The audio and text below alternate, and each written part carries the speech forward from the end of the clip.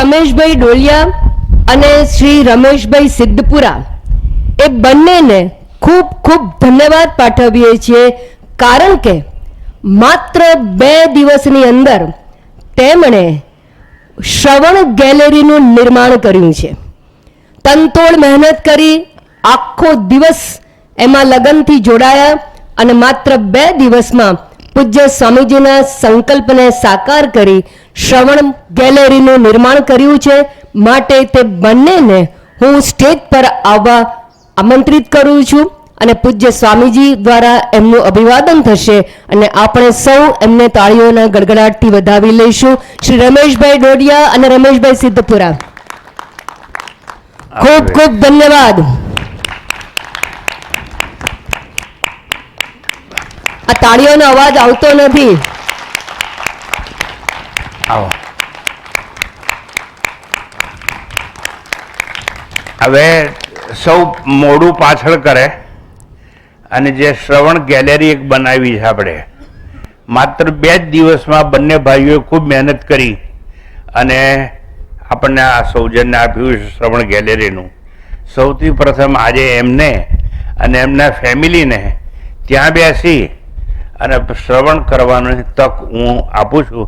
મને ખૂબ ખૂબ આનંદ છે એ લોકોની અનુપમ સેવા માટે. હરિઓમ. ત્યાંથી હાથ ઊંચો કરીને મને કહો કેવું દેખાય છે અને બરોબર સંભળાય છે? ઓમ પૂર્ણમદઃ પૂર્ણમિદં પૂર્ણાત પૂર્ણમુદચ્યતે પૂર્ણસ્ય પૂર્ણમાદાય પૂર્ણમેવાવશિષ્યતે. ઓમ શાંતિ શાંતિ શાંતિ. હરિ ઓમ. શ્રી ગુરુભ્યો નમઃ. હરિ ઓમ. મંત્ર. ઓમ ઈશાવાસ્યમિદં સર્વં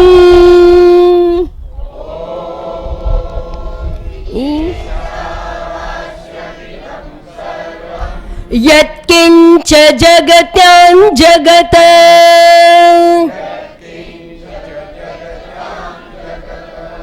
તેન ત્યક્તેન ભુંજીથા.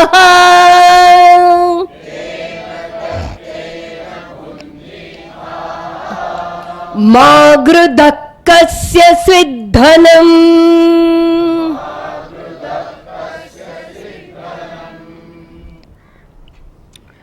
ઓમ ઈશા એટલે ઈશ્વર દ્વારા. ઓમ પરમાત્માનું પ્રતીક છે અને ત્યારબાદ ઈશા. ઈશા વાસ્યમ વિદમ સર્વમ એવું મંત્રમાં આવે છે. ઈશા એટલે ઈશ્વરથી, વાસ્યમ એટલે આચ્છાદિત છે. It is pervaded by Lord Almighty, and that Lord Almighty is known as all knower and almighty. All knower એટલે સર્વજ્ઞ, almighty એટલે સર્વશક્તિમાન. સર્વશક્તિમાન અને સર્વજ્ઞ જે ઈશ્વરને કહેવામાં આવે છે એ ઈશ્વર દ્વારા શું છે? આચ્છાદિત છે. શું આચ્છાદિત છે? આખું જગત આચ્છાદિત છે, આખું બ્રહ્માંડ આચ્છાદિત છે. આપણે આગળ આવે છે મંત્રમાં. ઈશા એટલે ઈશ્વરથી, વાસ્યમ એટલે આચ્છાદિત અને વ્યાપ્ત છે. શું પણ? ઇદમ સર્વમ. ઇદમ સંસ્કૃતમાં આ સર્વનામ એટલે આ. હિન્દીમાં એને કહેવાય યહ, અંગ્રેજીમાં કહેવાય ધીસ. આ લીમડાનું ઝાડ છે, આ નર્મદા છે, આ ભરૂચ શહેર છે, આ શ્રોતાગણ છે, આ જેને માટે આ એવું વપરાય એ બધું જ આચ્છાદિત છે. કોના દ્વારા? ઈશા, ઈશ્વર દ્વારા આચ્છાદિત છે. ઈશા વાસ્યમ ઇદમ સર્વમ. જેને માટે આ વપરાય એ બધું જ, તો દરેક વસ્તુ માટે આ વપરાય જ છે. અને હિન્દીમાં હોય તો યહ નદી है, ये भरूच शहर है, ये ब्रिज है, ये श्रोतागण है, यह વપરાય. અને અંગ્રેજીમાં વપરાય તો કેવું, this is a table, this is a book, this is a glass, this વપરાય. સંસ્કૃતમાં વાપરવું હોય ઇદમ પુસ્તકમ, એટલે આ પુસ્તક છે એમ. ઇદમ એ સર્વનામ છે, નામના બદલે જે વપરાય એને સર્વનામ કહેવામાં આવે. અને એ સર્વનામ દ્વારા જે કંઈ સંબોધન થાય એ બધું જ ઈશ્વર દ્વારા આચ્છાદિત છે, ઢંકાયેલું છે, વ્યાપ્ત છે.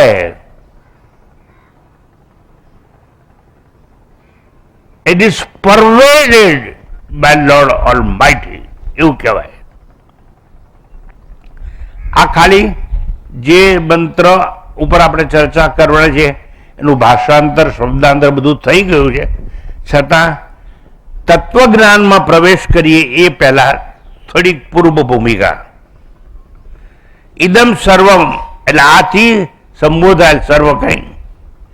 યત કિંચ જગત્યામ, જગતમાં, સમગ્ર જગતમાં જે કંઈ છે, યત કિંચ, આ જગતમાં જે કંઈ છે તે, આ બ્રહ્માંડમાં જે કંઈ છે તે, આ સર્જનમાં જે કંઈ છે તે, યત કિંચ જગત્યામ, જગત્યામ એટલે જગતમાં. એટલું યાદ રાખવાનું સંસ્કૃત ભાષાના સંદર્ભમાં. જ્યાં જો આવે એટલે જન્મનો સંદર્ભ હોય. જે જન્મેલું છે જગત કહેવાય, જે હતું નહીં પણ જન્મેલું છે. એટલે એક સમયનો અભાવ હતો ને પછી ભાવ થયો, એ જન્મેલું કહેવાય. અને જન્મેલું હોય જગત, અને એ જગત્યામ એટલે સમગ્ર જગતમાં. યત કિંચિત એટલે નાની વસ્તુમાંથી તણખલાથી માંડીને બ્રહ્માંડ સુધી. યત કિંચ ઓમ ઈશાવાસ્યમ ઇદમ સર્વમ યત કિંચ જગત્યામ, જે કંઈ જગતમાં છે તે, જેને આથી સંબોધાય તે, જેને યહ કહેવાય તે, જેને ધીસ કહેવાય તે, જેને ઇદમ દ્વારા ઓળખવામાં આવે તે બધું જ યત કિંચ જગત્યામ, જગતમાં જે કંઈ છે તે, તેન ત્યક્તેન, જગતમાં જે કંઈ છે તે, તેન ત્યક્તેન એનો ત્યાગ કરીને, ભુંજીથાહા ભોગવી લે. શું કરીને ભોગવવાનું કહ્યું? ત્યાગ કરીને, એનો ત્યાગ કરીને. ભુંજીથા એટલે ભોગવો. મા ગૃદ અપેક્ષા ન રાખો. અને પછી છેલ્લે આજે કસ્યસ્મિત ધનમ, આ ધન છે કોનું? This is mere free translation. હવે આપણે તત્વજ્ઞાનની ચર્ચા માટે જઈશું. ભાષાંતર મેં બીજી વાર તમને કહ્યું, અનેક વાર સમજાયું, હજુ હજારો વાર એના પર આખ્યાન વ્યાખ્યાન થયા, અને છતાં તમારી સ્મૃતિ જો તમને દગો દેતી હોય અને તમે ભૂલી જાઓ તો આજે ફરીવાર એકવાર ભાષાંતર કહેવામાં આવ્યું. હવે એ ભાષાંતરને સ્પર્શ કરીને આપણે આગળ જઈએ છીએ. એવું કહ્યું, તેને ત્યક્તેને, એને ત્યાગીને. કોને ત્યાગવાનું? તો કે જેને ઇદમ કહેવાય છે એને ત્યાગીને, યહ કહેવાય તેને ત્યાગીને, ધીસ દ્વારા સંબોધાય તેને ત્યાગીને, ઇદમ દ્વારા જેનું સંબોધન થાય છે બધાને ત્યાગીને. ત્યાગીને શું કરવાનું? ભોગવો. અહીં entire public of this country totally confused. શું ભોગવવાનું? ભોગવવાની શાસ્ત્રે ના નથી પાડી, પણ શું ભોગવવાનું એ આપણને ખબર નથી. એના પર તાત્વિક ચર્ચાનો શુભારંભ કરવામાં આવશે. કારણ કે એવું કહ્યું કે ધન છે કોનું? કસ્ય સ્વિત ધનમ. કારણ કે આ ધન છે કોનું? જેને બનાવ્યું હોય એનું. ખરેખર તો વાસ્તવમાં તો ન બનાવ્યું હોત તો આપણી પાસે ન હોત. અનેક પ્રકારનું ધન છે, પણ બધું જ જેને બનાવ્યું છે, જે સર્જનહાર છે એનું છે. કસ્ય સ્વિત છે કોનું આ ધન? ધનમ. આ ધન એટલે શું? આપણી સદીમાં નહીં,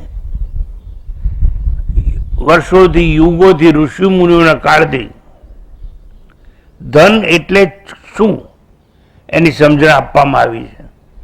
સૌથી પહેલામાં પહેલા આપણે ત્યાં કહેવાતું હતું કે આ માણસ બહુ ધનવાન છે, એટલે એની પાસે ગૌધન છે. યજ્ઞવાલ કે ઋષિના કાળમાં જ્યારે શાસ્ત્ર ઉપર ચર્ચાઓ ચાલતી હોય અને જે જીતે ને ઇનામ આપવામાં આવે. 100 ગાયો લઈ જાઓ, પણ એટલી ગાયો નહીં, તમે જીતી ગયા છો શાસ્ત્રાર્થમાં. દરેક ગાયના શિંગડા ઉપર 10-10 તોલાનું સોનાની લગડી લગાડેલી હોય. એટલે તમે કાનમાં જેમ એરિંગ પહેરો ને એમ ગાયના 2 શિંગડા હોય અને 10 તોલા આ બાજુ ને 10 તોલા આ બાજુ, એવી 100 ગાયો દાનમાં આપવામાં આવતી હતી. હવે વિચારો તમે શું હાલી શકવાના? 100 ગાયો એ ધન ગણાતું હતું, એટલે ગૌધન. પછી આપણે ત્યાં આવ્યું, કરન્સી આવી ગઈ, એટલે વિત્ત ધન. પછી એક બીજું ધન છે, કોઈના પર જો કોઈ દેવતા ખુશ થાય તો કે સ્વર્ગમાં જાઓ અને આ બધી અપ્સરાઓ તમારી સેવા કરશે. એ સેવા કરશે એટલે શું? ભોગધન. સાંભળજો, ગૌધન, વિત્તધન, ભોગધન. પછી આ મોટા કવિ છે, સાક્ષર છે, એ તમારી સાથે 2 મહિના રહેશે એટલે તમને બુદ્ધિ ધન આપવામાં આવે છે. બુદ્ધિ પણ ધન છે. સામાન્ય લોકો પાસે બુદ્ધિ હોતી નથી, અને જે હોય છે એ બુદ્ધિ આત્મ સાક્ષાત્કાર કરવા માટે કામ આવી એવી હોતી નથી. સૂક્ષ્મ બુદ્ધિ જોઈએ. સૂક્ષ્મયા સૂક્ષ્મદર્શી બી એવું શાસ્ત્રોમાં કહેવાયું છે. એષ સર્વેષુ ભૂતેષુ ગૂઢોત્મા ન પ્રકાશતે. આત્મા ગૂઢ છે, દર્શન થઈ શકે એમ નથી. સૂક્ષ્મ બુદ્ધિ જોઈએ. એટલે બુદ્ધિ એ ધન છે. વન્સ અગેન, ગૌધન, વિત્તધન, ઇન્દ્રિય ધન એટલે ભોગધન, બુદ્ધિધન. પછી એક વૈભવ ધન હોય. એક માણસ વૈભવવાન છે, અને જેની પાસે વૈભવ હોય એટલે માત્ર ધન નહીં, ધન ઉપરાંત પ્રતિષ્ઠા હોય, ધન ઉપરાંત માન, મર્તબો, મોભો જેનો જળવાતો હોય, એવો જે હોય એ વૈભવ ધન કહેવાય. હું શેની વાત કરું છું? ધનની વાત કરું છું. કેમ? અહીં સંસ્કૃતમાં પ્રશ્ન છે, કસ્યસ્મિત ધનમ. આ ધન છે કોનું? પણ કયું ધન? ગૌધન, વિત્તધન, ભોગધન, ઇન્દ્રિયધન, બુદ્ધિધન, વૈભવધન, ખ્યાતિધન, પ્રેસ્ટીજ. અમુક કામ જીવનમાં આપણે પૈસા માટે નહીં, પ્રતિષ્ઠા માટે કરતા હોઈએ. મને પ્રતિષ્ઠા મળે એ મારે જોઈએ. હું બરબાદ થવા તૈયાર છું, પણ પ્રતિષ્ઠા જોઈએ છે. એટલે પ્રતિષ્ઠા એક ધન છે. પછી બીજું કયું ધન? ધૃતરાષ્ટ્ર જેવો આંધળો માણસ પણ આઈને કહી શકે કે 101 સંતાનનો પિતા છું. પુત્રી એક જ હતી, 100 કૌરવ હતા. એમ આપણે શું જોઈએ? સંતાન. એટલે સંતાન ધન છે. અને દરેકને સંતાન ધનની અપેક્ષા અને આકાંક્ષા હોય. જેની પાસે વધુ સંતાન હોય એ વધારે ધનવાન છે એવું માનવામાં આવે. એ ધનથી એ સુખી છે કે દુઃખી છે, દેટ ઇઝ ડિફરન્ટ થિંગ. સંતાન રૂપી ધનથી તમે સુખી છો કે દુઃખી છો એ પ્રશ્ન નથી, પણ એ ધન તમારી પાસે છે.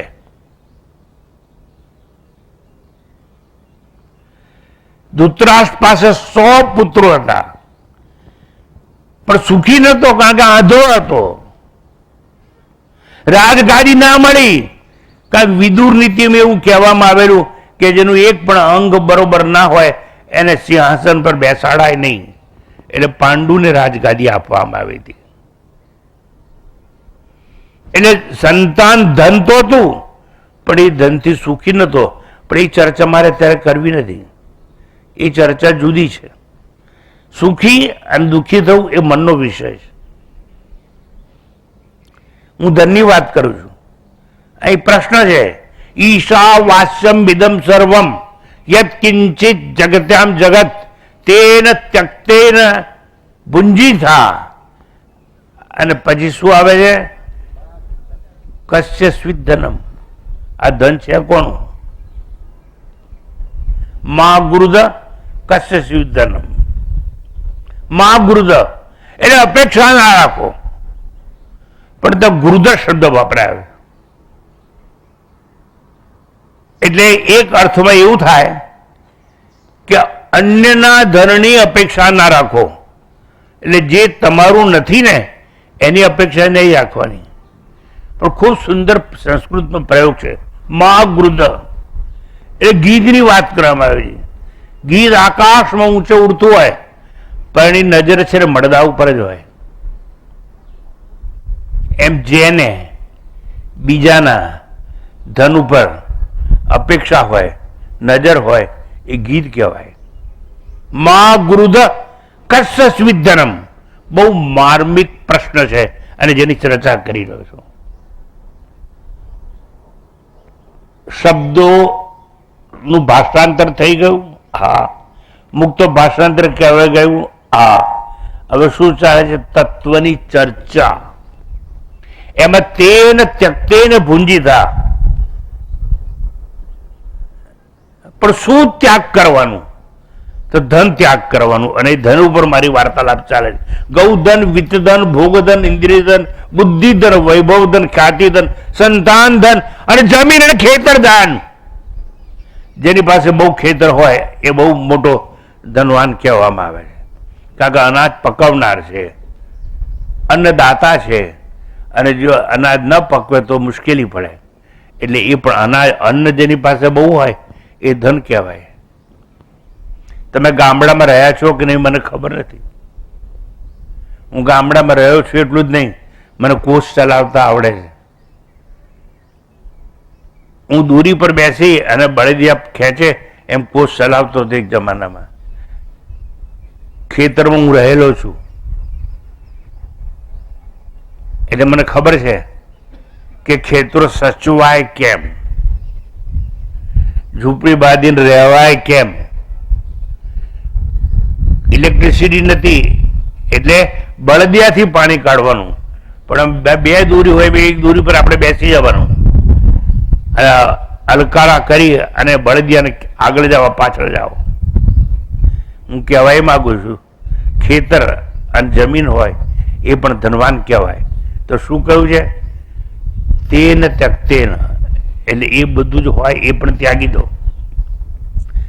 જેને જેને આ કહેવાય છે એ બધું ત્યાગી દો. આ ખેતર છે ત્યાગી દો, આ સંતાન છે ત્યાગી દો, માફ કરજો.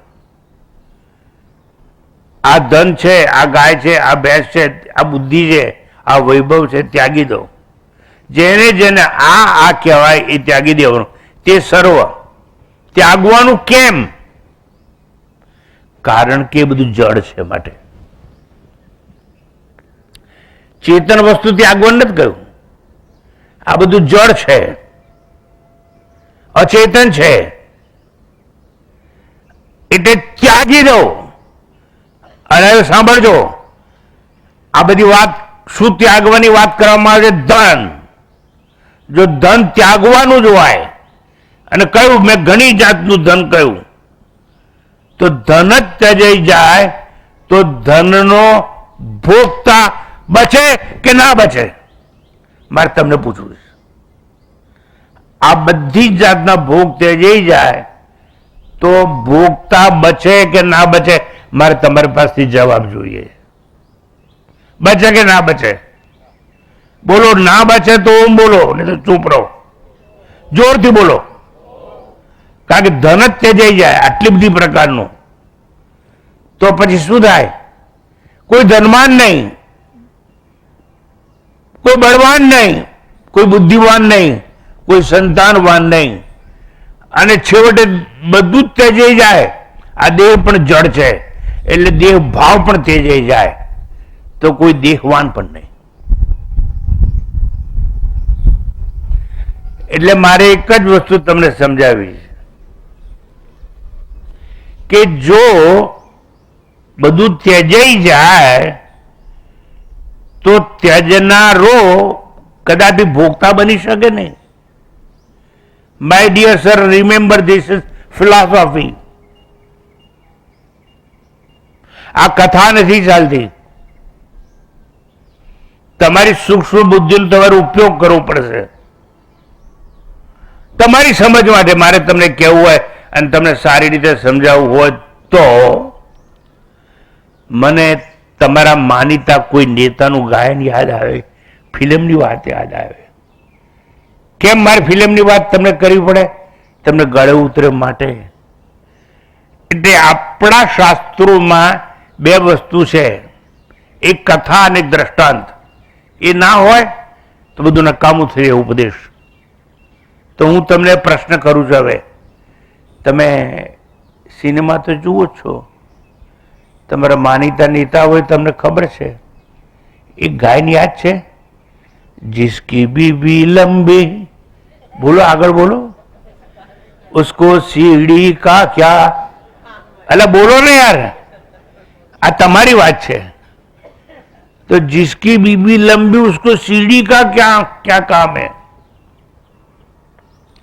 હવે સાંભળજો, जो रूप और आकार आप त्यज दोगे तो आंखों का क्या काम है? સાંભળજો બરોબર. જો રૂપ અને આકાર ત્યજાઈ જાય તો આંખની જરૂર શું? જો ગંધ સુગંધ ત્યજાઈ જાય તો ઘ્રાણેન્દ્રિયનું કામ શું? जिसकी बीबी लंबी तो सीढ़ी का क्या काम है? એમ જો સ્વાદ ત્યજાઈ જાય બરોબર તો રસના કા ક્યા કામ है? સ્વાદ ત્યાગી દો તો રસના જીભની જરૂર શું? શબ્દ ત્યજાય તો શ્રવણેન્દ્રિયની જરૂર શું? એટલા માટે પ્રશ્ન છે, કસ્ય સ્વિધનમ, ધન ત્યજાય તો ભોગતાનું શું કામ? કોણ ધનવાન, કોણ બળવાન અને કોણ દેહવાન? હવે આવી બધી વાતો કર્યા બાદ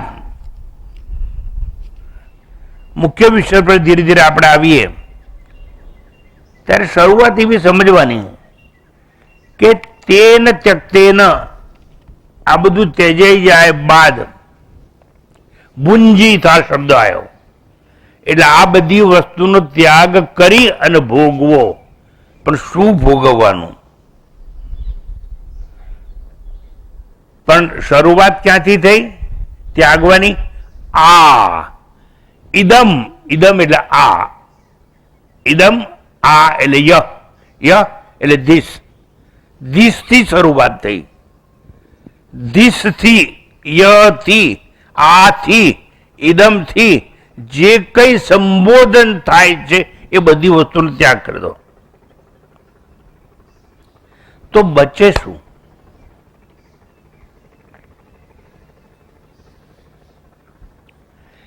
Please try to remember, try to understand, think over it. આ બધું ત્યજાઈ જાય તો બચે શું?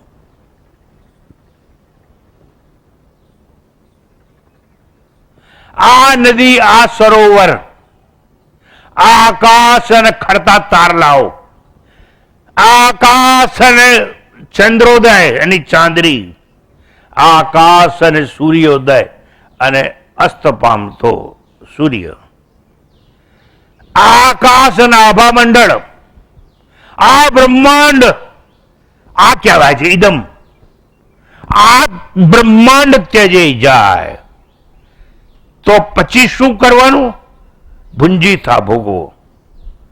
તો મારે પૂછવું છે કે આ બ્રહ્માંડ, આ સૃષ્ટિ, આ આકાશ જે સૌથી પહેલા જન્મેલું છે એટલું જ નહીં, જેને જેને માટે આ વપરાય એ બધું જ ત્યજી જાય તો બચે શું?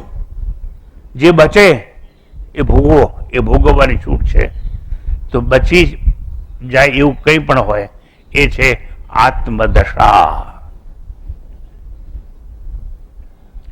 જેને કહ્યું કે આ યહ યહ યહ ધીસ ધીસ ધીસ, એ કહેનાર કોણ? એ તો અંદર છે ને, અને એ તો ચેતન છે ને. અને જો એને કહ્યું હોય કે આ તો એક જ બચો. આ સંબોધન કરનાર, ઇદમ ઇદમ કહેનાર બચી ગયો, એને ભોગવો. એટલે આત્મદશાને ભોગવો. અને આ તત્વજ્ઞાન આ દેશના લોકોને સમજાયું નથી, કારણ કે લોકો સમજવા માંગતા નથી. એ લોકો ગુમનામ છે આમાં. આ પ્રતિષ્ઠા, આ ખ્યાતિ, આ ધન, આ સંતાન, એમાં ગુમનામ છે બધાય. આ દેશ મારો ભારત, પણ નથી રહેવું અહીં. જેને જાહો જરાલી છે ત્યાં જવું છે મારે.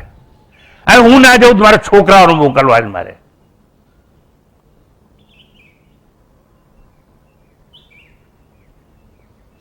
આ નકશો છે ને, આ નકશામાં આ અમેરિકા છે ને, ત્યાં મારે મોકલવા છે. એ લોકોને ધનવાન બનાવવા છે, ખ્યાતિવાન બનાવવા છે. આ બાદ થવા કે બરબાદ થવા એ લોકોને ખબર નથી. ટૂંકમાં મારે તમને એટલું જ કેવું છે, ઇદમ ય દેશ અને આ થી જે સંબોધન થાય એ બધાનો ત્યાગ થઈ જાય પછી બચે માત્ર આત્મદશા. અને આત્મદશા ભોગવવાની અહીં વાત છે. કારણ કે પ્રશ્ન છે કસ્ય સ્વિત ધનમ. આ ધન અંતે જેટલી પ્રકારનું ધન ગણાયું મેં, એ ધન અંતે છે કોનું? જે ત્યજાયું છે તે ધન હવે કોઈનું નથી. તેની આશા કે અપેક્ષા, આકાંક્ષા, ઈચ્છા ન રાખવો. અને ઈચ્છા ન રાખવી એટલા માટે પ્રશ્ન કર્યો કસ્ય સ્વિત ધનમ. આ ધન છે કોનું? કોઈનું નહીં. કારણ કે તમે તો ત્યજેલું છે ઇદમ દ્વારા, અને તમે જે ત્યજેલું હોય કોઈનું નથી. કારણ કે તમે ત્યજેલું છે, કારણ કે તમે સમજો કે ના સમજો એ મિથ્યા છે. માટે તો તમે જેને મિથ્યા સમજીને ત્યજેલું છે એ કોઈને ક્યાં કામ આવે? એટલે કહ્યું કસ્ય સ્વિદ્ધનમ. માલિકી ભાવનો ત્યાગ કરો. જગત માલિકી ભાવનો ત્યાગ કરો. વન્સ અગેન, માલિકી ભાવનો ત્યાગ કરો. કારણ કે માલિક સાથે સંબંધ રાખો. સુખી થવું છે? હા, માલિક સાથે સંબંધ રાખો. માલિકી ભાવનો ત્યાગ કરો. તો હું શું સમજાવું છું? શેનો ત્યાગ કરવો એ પણ કહું છું, અને શું સાચવવું એ પણ કહું છું. પણ તમારે માલિક જોડે સંબંધ રાખવો નથી. માલિકી સાથે તમે સંબંધ રાખવા ઈચ્છો છો, અને માટે સુખી છો કે દુઃખી છો એ તમારે જ નક્કી કરવાનું છે. ઈશ્વર આત્મા કે બ્રહ્મી સ્થિતિને ભોગવો એમ કહ્યું. બધાનો ત્યાગ થઈ જાય તો બધાનો બનાવનાર ઈશ્વર છે, એને ભોગવો. આત્મા છે જેમાંથી બધી ઉત્પત્તિ થઈ છે, એને ભોગવો. એ જે બ્રાહ્મી સ્થિતિ કહેવાય એને ભોગવો. પણ લોકો કે છે નહીં, અમે તો જેને આ કહેવાય એને ભોગવીશું, જેને દિસ કહેવાય એને ભોગવીશું. યહ मेरी पत्नी है, यह मेरा खेत है, यह मेरा बंगला है, यह आहा, જેને માટે યહ યહ આ કહેવાય એ મારે ભોગવવું છે. હવે હું તમને પ્રશ્ન કરું છું, તમારે શું ભોગવવું છે? માલિકી ભાવ ભોગવવો છે. આ જેને બનાવ્યું છે ને એ માલિક સાથે તમારે સંબંધ રાખવો નથી અને સુખી થવાની અપેક્ષા છે. આ બનાવનાર તો બીજો છે, એનો તો ત્યાગ કરવાનો છે. તેન ત્યક્તેન ભુંજીતા, એનો ત્યાગ કરી અને ભોગવો, એવું આપણને અહીંયા ઉપદેશ આપવામાં આવેલો છે. અને ધીરે ધીરે આપણે હવે તત્વજ્ઞાન તરફ આગળ વધીએ છીએ. ઈશાવાસ્યમ ઇદમ સર્વમ, અત્યાર સુધી જે વાત કરી એ માત્ર પ્રસ્તાવના કહેવાય. I tried my best to create foundation or background. I am successful in creating background. Now I am coming to the point. ઈશાવાસ્યમ ઇદમ સર્વમ એટલે બોલાય છે કેવું? ઓ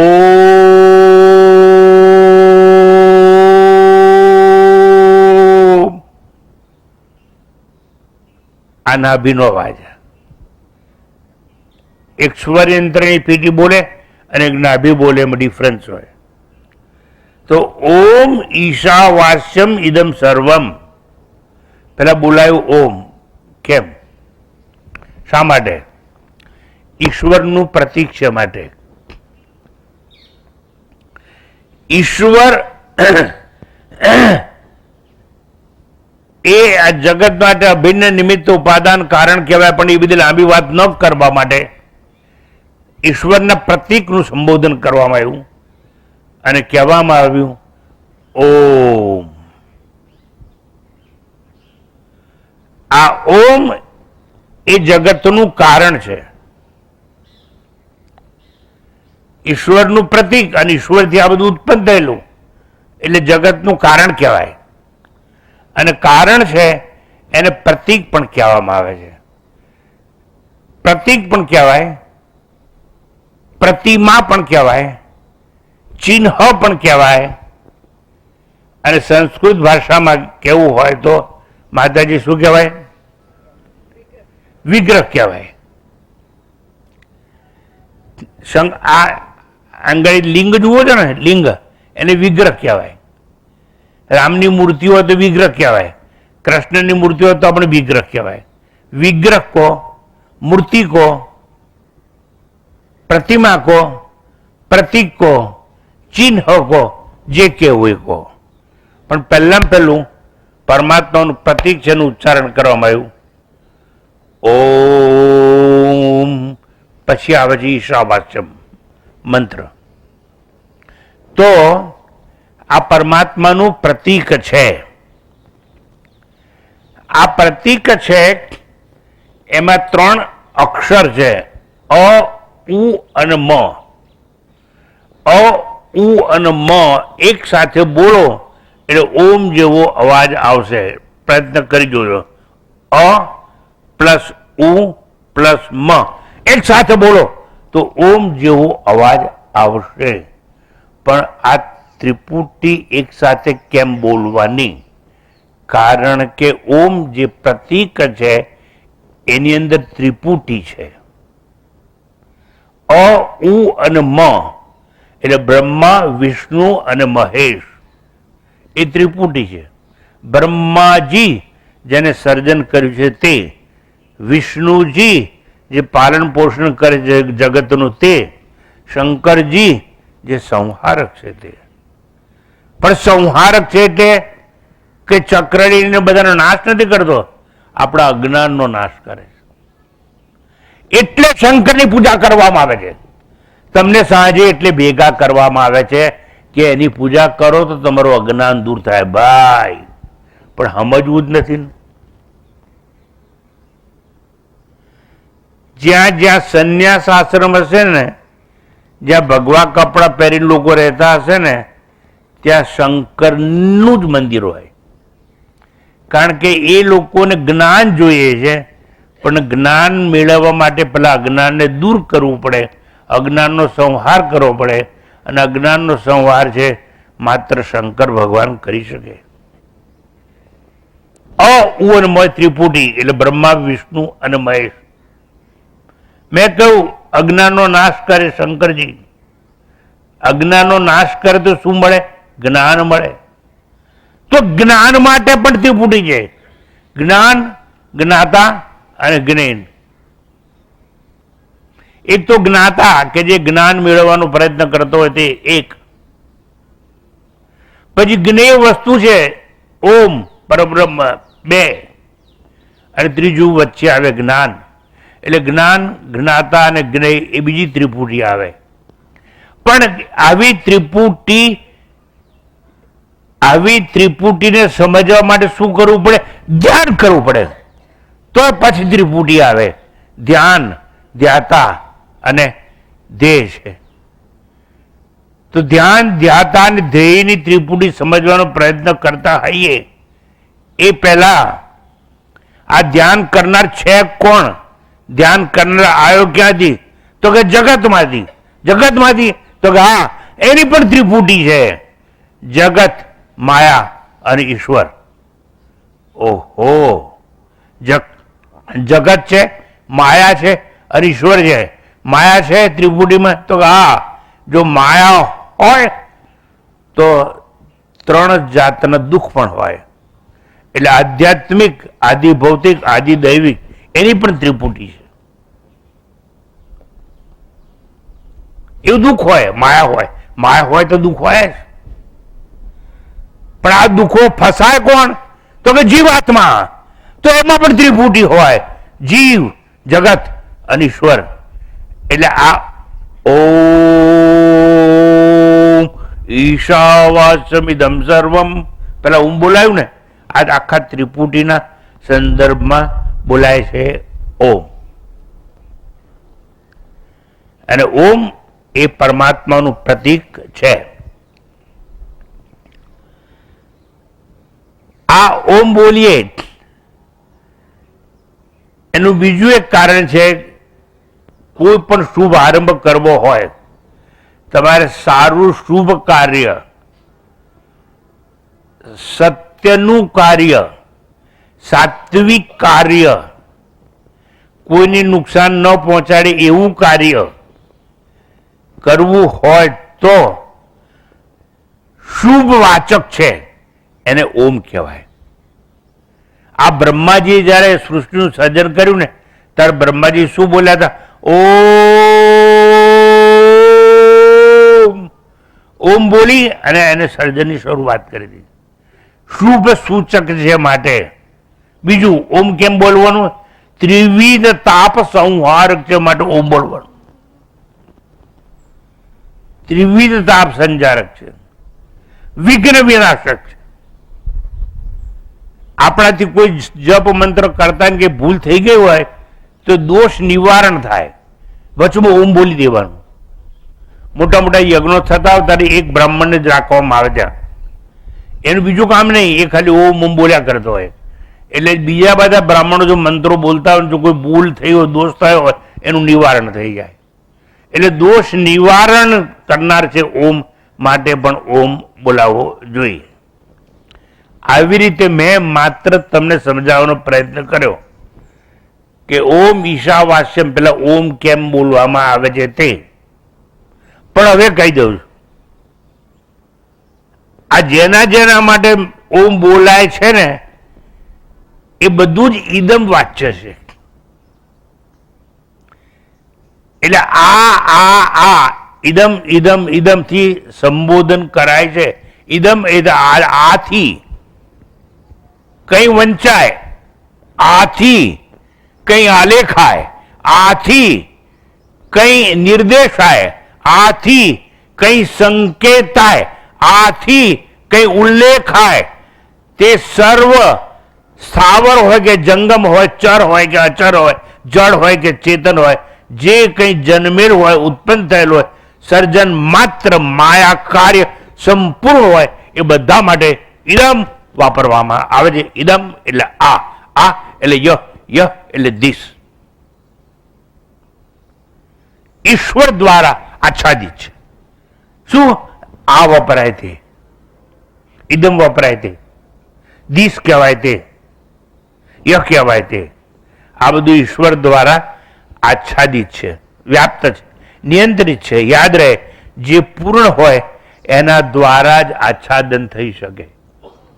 જે પૂર્ણ હોય એના દ્વારા જ આચ્છાદન થઈ શકે. તમે અત્યારે બેઠા છો, તમારા ઉપર શું છે? ઝાડ છે. એના ઉપર શું છે? ઉપર આકાશ છે. ભારત દેશ ઉપર શું છે? આકાશ. અમેરિકા પર શું છે? આકાશ. ન્યુઝીલેન્ડ પર શું છે? આકાશ. આખી પૃથ્વી પર શું છે? આકાશ. સૂર્યમંડળ પર શું છે? આકાશ. એન્ટાયર કોસ્મોસ જેને કહેવાય, એના પર શું છે ને એ બધું શેમાં છે? તો કે આકાશમાં. આ જે કંઈ છે એ આકાશની બહાર નથી. કેમ? આકાશ પૂર્ણ છે. આ તમને જે દેખાય છે ભરૂચ ઉપર, એ આકાશનો એક ટુકડો દેખાય છે. સંપૂર્ણ આકાશ દેખાય નહીં. એ પૂર્ણ હોય કદાપી દેખાય નહીં. અને યાદ રાખવાનું, જેના દ્વારા બધાનું આચ્છાદન કરવામાં આવ્યું છે એ પૂર્ણ જ હોય. અને જો આકાશ પૂર્ણ હોય તો આકાશનો જન્મ જેમાંથી થયો એ તો પૂર્ણ હોય. એ તસ્માદાત્મન આકાશ સંભૂત આકાશાદ વાયુ, વાયોરગ્નિ, અગ્નિરાપ. બધી વાત જવા દો, તમારા માટે નકામી. But this is theory of creation according to Indian scriptures. તો હું તમને સમજાવવાનો પ્રયત્ન કરું છું. ઈશા એટલે ઈશ્વર દ્વારા. આ જે કંઈ બધું આચ્છાદિત છે એ પૂર્ણ છે. અને જે પૂર્ણ હોય એના દ્વારા જ આચ્છાદન થાય.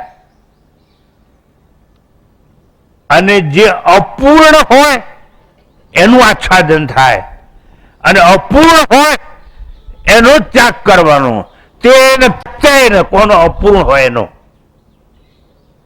આપણામાંથી કોઈ પૂર્ણ નથી, અપૂર્ણ છે. આપણે જેને આંખે જોઈએ છીએ પણ અપૂર્ણ છે. આંખ પોતે અપૂર્ણ છે. એટલે અપૂર્ણ હોય એનો ત્યાગ કરવાનો અને જે પૂર્ણ હોય એને ભોગવવાનું. તેન ત્યક્તેન ભુંજીથા. ઈશા, ઈશ્વર અને બ્રહ્મ એક અને અભેદ છે. સર્જન સમજાવવા માટે બ્રહ્મને માયાની ઉપાધિ આપવામાં આવી. બધા લોકો રોજ જઈ, તમે તો સારા છો, મારી મેથી નથી માનતા. તમે લોકો સારા છો, મારી મેથી નથી મારતા. આજે હું પ્રવચન કરીશ ને તમે જશો એટલે આવતા રવિવારે જ આવવાના. પહેલાના શિષ્યો એવા નહોતા. ઋષિ મુનિઓની મેથી મારતા હતા. કે આ જગત આવ્યું ક્યાંથી? તમે કહો છો બ્રહ્મ છે તો નિરાકાર. બ્રહ્મને તો હાથ નહીં, બ્રહ્મને પગ નહીં, બ્રહ્મ છે દેખાતો નથી, તો એને બનાવ્યું કેવી રીતે? બનાવ્યું કેવી રીતે? બનાવ્યું કેવી રીતે? મેથી માર માર કરી ઋષિ મુનિઓની. એટલે ઋષિ મુનિઓએ શું કર્યું ખબર છે? બ્રહ્મને માયાની ઉપાધિ આપી અને એમ કહ્યું કે જાઓ, આ માયા નામની શક્તિ છે એ બધું ઉત્પન્ન કરશે. આનું સાક્ષી ભાવે ત્યાં ઉભો રહીશ. તમને સમજાય કે ના સમજાય? હું કંઈ કરીશ નહીં, પણ માયા સર્જન કરશે. એટલે શું? હું કંઈ કરીશ નહીં, બોલર શું કરે? બોલિંગ કરે. હું કંઈ કરીશ નહીં, બેટ્સમેન ફટકા મારશે. હું કંઈ કરીશ નહીં, ફિલ્ડર ફિલ્ડિંગ ભરશે. હું કંઈ કરીશ નહીં, પણ તો એ રમત ચાલુ રહેશે, સર્જન અને વિસર્જનની. એટલે આ આત્મા કે બ્રહ્મ છે એ કહે છે હું અધ્યક્ષ છું, મારી અધ્યક્ષતામાં આ માયા બધું સર્જન કરશે. પણ એના માટે કે અમ્પાયર જોઈએ રમત રમવા માટે, સર્જન વિસર્જનની. તો અમ્પાયરનું નામ ઈશ્વર આપવામાં આવ્યું. માયોપાધિ ઈશ્વર. માયાની જેને ઉપાધિ આપવામાં આવે એને ઈશ્વર કહેવામાં આવે છે. ઈશ્વર બ્રહ્મ જ છે, પણ માયાની ઉપાધિ દ્વારા એણે આ કામ કર્યું. નાટકમાં જેમ એક એક્ટર હોય, પરણેલો ના હોય, પણ ડાયરેક્ટર એમ કે તારે આના પતિ બનવાનું છે, તો કે કબૂલ. એ ખોટો બન્યો. એમ ઈશ્વર છે એ સર્જનહાર ખોટો બન્યો, માયાની ઉપાધિ ધારણ કરીને. જેમ એક્ટરે મેકઅપ કરી અને અમુક પાર્ટ લીધો એ પ્રમાણે, તો ઈશ્વરે માયાના કપડાં પહેર્યા, એટલે બ્રહ્મ. એટલે બ્રહ્મ પોતે ઈશ્વર બન્યો. એટલે એને કહેવાય છે માયા ઉપહિત ચૈતન્ય, અથવા એને સોપાધિક બ્રહ્મ કહેવામાં આવે છે. માયોપાધિક ઈશ્વર કહો કે સોપાધિક બ્રહ્મ કહો, એકનું એક છે, અને એના દ્વારા આ બધું સર્જન થયેલું છે. અને એ અત્યારે ઈશા નામથી ઓળખાય. ઈશા ઈશ્વર, એનો આ મંત્ર છે. ઈશા વાચ્યમિદમ સર્વમ યત્ કિંચિત જગત્યામ જગત. ઈશા શબ્દનો લક્ષાર્થ બ્રહ્મ છે, અને ઈશા શબ્દ છે એનો શબ્દાર્થ જોવા જઈએ તો ઈશ્વર છે. ઈશ્વર એ માયાની ઉપાધિ દ્વારા બ્રહ્મ જ છે અંતે તો. ઈશા અર્થાત ઈશન કરવું. ઈશા એટલે ઈશન કરવું. ઈશન કરવું એટલે શાસન કરવું. આખા જગતનું સર્જન કરી એના પર શાસન કોણ કરે છે? ઈશ્વર પોતે કરે છે. જેવા જેવા તમે કર્મ કર્યા છે એવું ફળ તમને આપવામાં આવશે.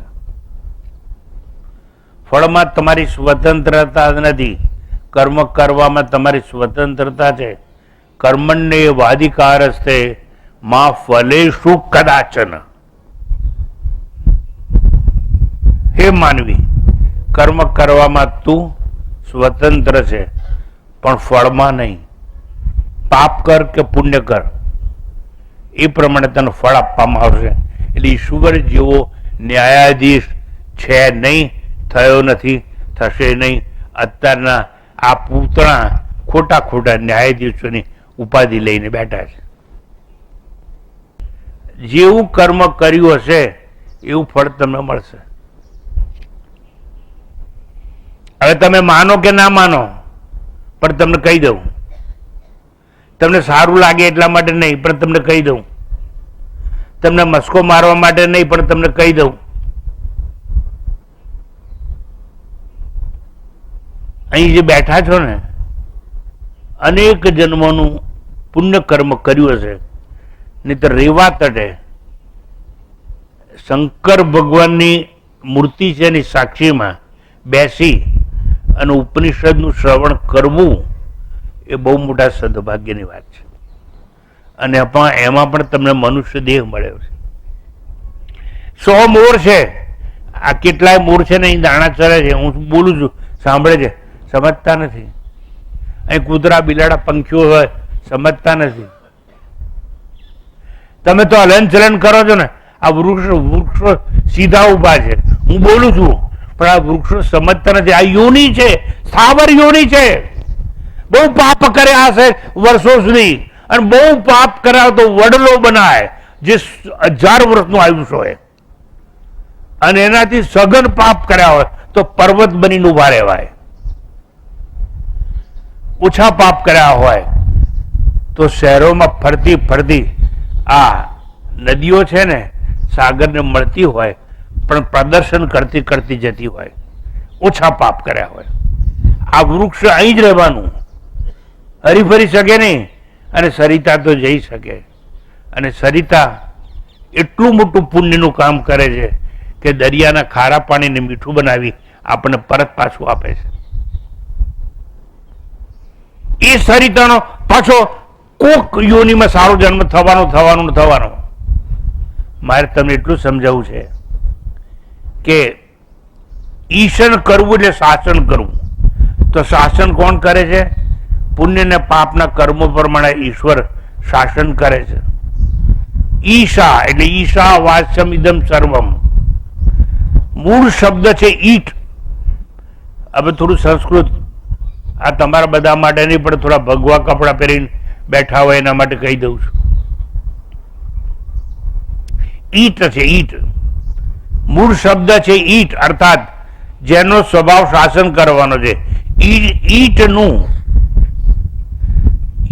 ઈશનું તૃતીયા વિભક્તિ એક વચન ઈશા થાય. પણ આ બધું જેને સંસ્કૃત ભણ્યા હોય ને ખ્યાલ આવે, તૃતીયા વિભક્તિ ઈશા થાય.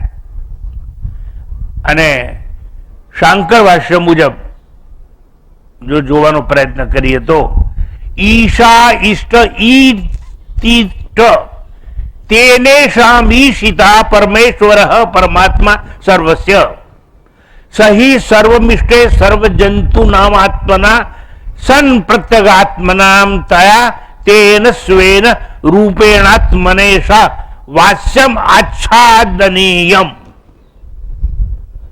આ સંસ્કૃત ભાષામાં મેં આ જે ઈશ્વર છે, જગતનું કારણ છે, એના દ્વારા બધું આચ્છાદન કેવી રીતે થાય છે એ સમજાવવાનો પ્રયત્ન કર્યો.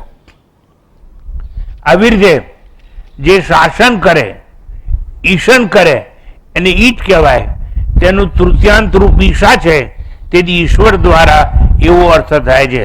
સર્વનું શાસન કરનાર પરમેશ્વર પરમાત્મા જ છે અને એ જ સર્વ જીવોનો આત્મા થઈ એટલે કે અંતર્યામી થઈ સર્વનું શાસન કરે છે અને એ જ સર્વના સ્વયંના સ્વસ્વરૂપે રહેલો આત્મા છે. એ જ ઈશ્વર છે જે બધાનું આચ્છાદન કરે છે.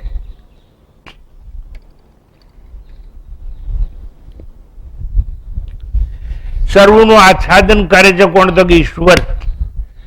અને એ આત્મા છે અને એ આપણી ભીતર છે અને એ અંતર્યામી થઈ અને બધાનું શાસન કરે છે. મારી વાણીને વિરામ આપું તે પૂર્વે શાસન કરે છે, અંદર છે. આંખને કહે છે તું રૂપ જો, કાનને કહે છે શબ્દોનું શ્રવણ કર, રસનાને કહે છે તું સ્વાદ લે, ત્વચાને કહે છે તું સ્પર્શનો અનુભવ કરો. એટલે ઇન્દ્રિયો ઉપર શાસન કરે છે. મનને કહે છે કે સત્યનું શ્રવણ કર, બુદ્ધિને કહે છે સૂક્ષ્મ બની જા, રૂપને નહીં અરૂપને જો, નામને નહીં અનામીનું દર્શન કર. પેલો આત્મા કહે છે. એટલે આત્મા બધા પર શાસન કરે છે, પણ કઈ રીતે? અંતર્યામી થઈને. એટલે હું તમને આજે છેલ્લી વાત કરી દઉં. તમે કોઈ પણ નવું કાર્ય શરૂ કરવાનો પ્રયત્ન કરો તો પ્લીઝ આસ્ક યોર અંતર્યામી. તમારી ભીતર છે, એને પૂછો આ સારું કામ કરું છું, આ ખોટું કામ કરું છું, આ યોગ્ય છે, આ યોગ્ય છે, આ બરાબર છે કે નહીં. અને સુખી થવાનો આ એક જ રસ્તો તમને આજે દર્શાવવામાં આવ્યો છે. જે બધાનું શાસન કરે છે, ઈશા ઈશ, એ અંતર્યામી થઈ બધાનું શાસન કરે છે. આપણું પોતાનું અને સર્વ જગતનું શાસન કરે છે અને એ આત્મદશાને ભોગવો. પણ કેવી રીતે? તેન ત્યક્તેન. જેને યહ યહ કહેવામાં આવ્યું, આ કહેવામાં આવ્યું, એનો ત્યાગ કરી અને ભોગવો. શું ભોગવો? આત્મદશાને ભોગવો. એટલું જ યાદ રાખી અહીંથી જજો. શું ભોગવવાનું કહ્યું? આત્મદશાને ભોગવો.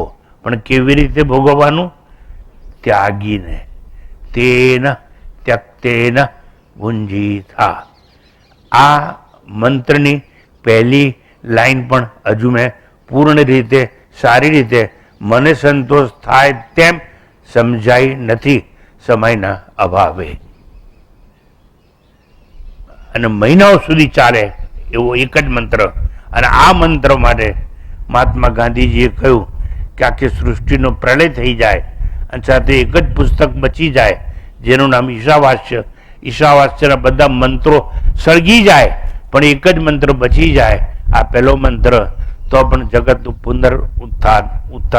ઉદ્ધાર થઈ શકે તેમ છે. એવી એટલી સ્તુતિ કરી છે આ મંત્રની, જેના પર આપણે વાર્તાલાપ કરવા ભેગા થયા અને પરમાત્મા આપણે તક આપી. જે કંઈ શ્રવણ કર્યું હોય, સારું લાગ્યું હોય તો આસ્ક્યોર અંતર્યામી, ખોટું લાગ્યું હોય આસ્ક્યોર અંતર્યામી. કારણ કે એ જજ છે, એના જેવો ન્યાયાધીશ જગતમાં કોઈ નથી અને એના જ નિર્ણયથી તમને આ મનુષ્ય જન્મ મળ્યો છે.